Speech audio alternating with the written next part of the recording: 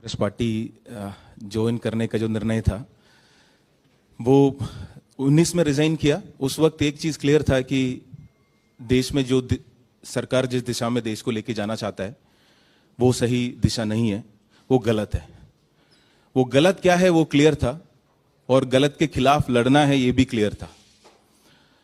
पर ऑल्टरनेटिव क्या है वो उस जर्नी तक पहुंचने में मुझे खुद भी क्लैरिटी की जरूरत थी।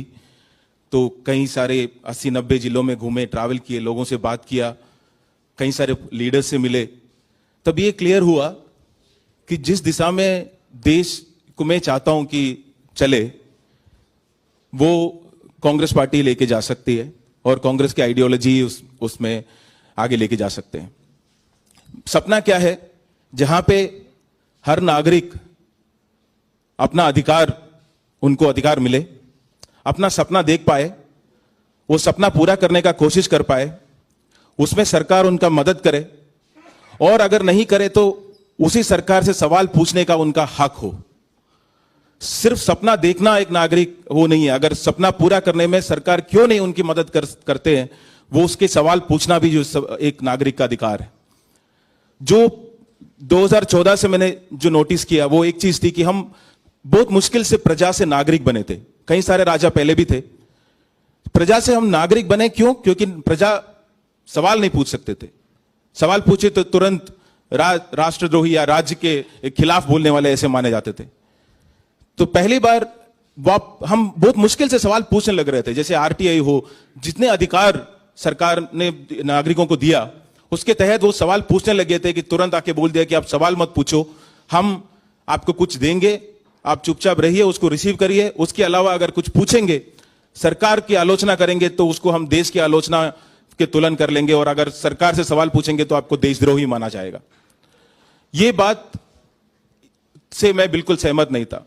देखिए, जिनको लगता है कि सरकार सही काम कर रहे हैं वो उसकी पूर्ण सम्मति दे, वो देश प्रेमी हो सकता है।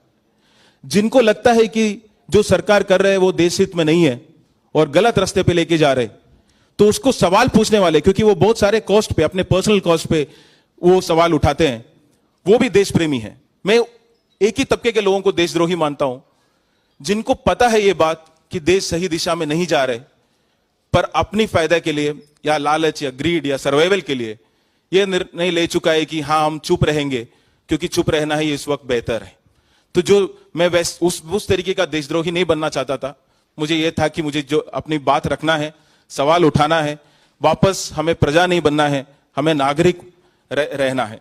तो उसी में जब जितना ज्यादा बात किया वो ये सारी जो थॉट्स है वो कांग्रेस की आइडियोलॉजी ही है, ना कि सिर्फ हिस्ट्री है, वो प्रेजेंस है।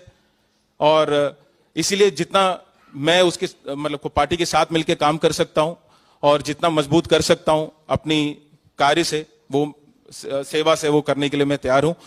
और जहां लगता है मेरी काम आएगा वहां पे काम करने के लिए मैं तैयार हूं। बहुत दिल से, काफी वक्त लगा, पर वो इसलिए क्योंकि मुझे खुद भी एक अपनी जर्नी से थ्रू जाना था। वो सारे क्लैरिटी के साथ पूरी तहे दिल से मैं आज कांग्रेस पार्टी में ज्वाइन कर रहा हूं और कांग्रेस पार्टी और देश की जनता के लिए हमेशा काम करता रहूंगा। Thank you.